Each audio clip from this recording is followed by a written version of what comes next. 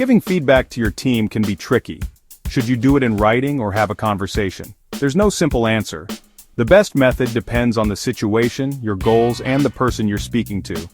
Let's dive into when each method works best. Let's start with written feedback. It's the go-to option when you have time to get it right. Take your time, check the tone, content, and even fix those typos. Written feedback becomes a permanent record, so you want to be sure it's just how you want it.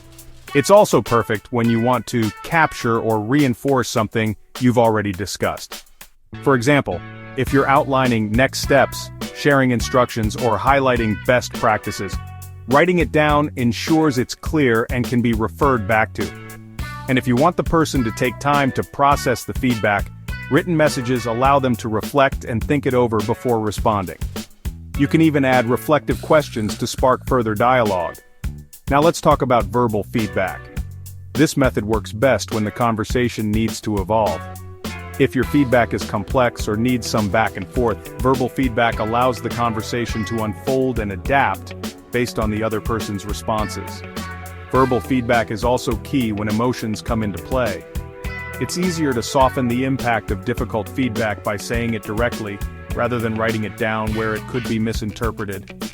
And if your goal is to build or repair the relationship, face-to-face feedback is the way to go. A conversation shows you're open to listening, understanding, and working together to find solutions. So, should you go for written or verbal feedback? The answer depends on the situation. Consider the complexity, emotions involved, and the goal of your feedback. By choosing the right method, you'll make sure your feedback lands in the best way possible. Remember, there's no one-size-fits-all.